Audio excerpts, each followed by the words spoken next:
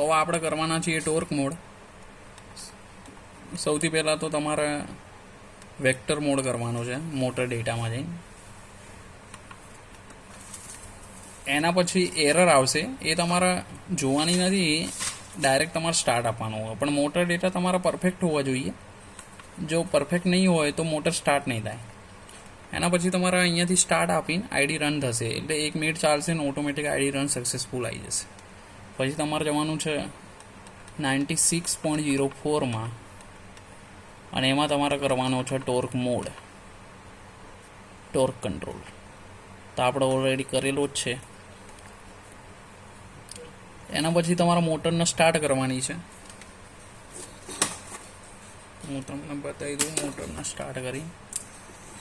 અત્યારે motor start થઈ જ રહીએ, પણ તમને દૂરથી એકદમ બતાવું કે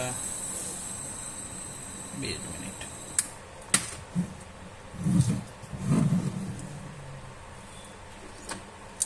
સ્ટાર્ટ કરી અત્યારે.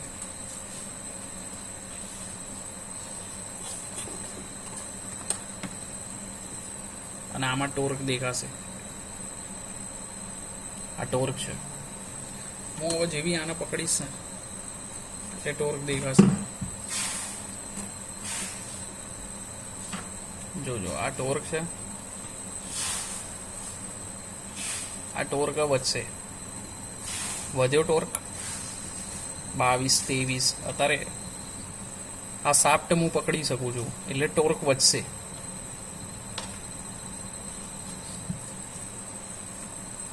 તો આ ટોર્ક મોડ છે. પેરામીટર પણ હું તમને બતાવી દઉં મોડિફિકેશનમાં. તમારે 12 નંબરના પેરામીટરમાં જઈને લિમિટ સેટ કરવાની છે AI1ની.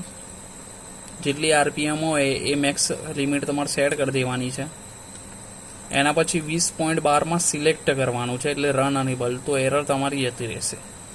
પછી 26.8માં જઈને મિનિમમ ટોર્ક આપણે 0 રાખવાનો છે અને મેક્સિમમ ટોર્ક આપણે 100 રાખવાનો છે, 300 નહીં રાખવાનો. માઇનસમાં રાખશો તો તમે એન્ટી ક્લોકવાઇઝ પડશે તમારી મોટર, એટલે 0 કરી દેજો. પછી 26.11માં AI1 સિલેક્ટ કરવાનું છે. આપણે ટોર્ક રેફરન્સ AI1 લઈશું, જે પોર્ટથી વધારીશું. 30.11 ના 12માં મિનિમમ RPM ને મેક્સિમમ RPM આપણે 1200 જ રાખીએ, કેમ કે આ મોટરની એકલી જ છે એટલા માટે. મિનિમમ ફ્રીક્વન્સી તમારા 30.13માં 0 કરી દેવાની, -50 હશે તો એ 0 કરી દેજો. અને 30.19માં અને 20માં ટોર્ક લિમિટ આપણે 100 કરીશું. Minimum 0, maximum 100. બસ આટલા પેરામીટર છે એટલે ટોર્ક મોડ તમારો વર્કિંગ ઓકે રહેશે. અત્યારે તમારા સામે જ છે.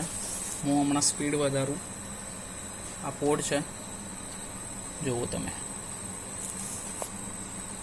આ પોડથી હું સ્પીડ વધારીશ. ફૂલ સ્પીડમાં ચાલશે પણ ખરી. ચાલી રહી છે. અને આ તમે સ્પીડ પણ આને ઘટાડી શકો છો. અને અહીંયાથી કંટ્રોલ પણ કરી શકો છો. આ ટોર્ક અત્યારે 17.5 છે. જોઈ લો. અત્યારે મેં મોટર નાખી પકડેલી છે 15 18, હવે ઓછો થઈ જશે. થઈ ગયો 13.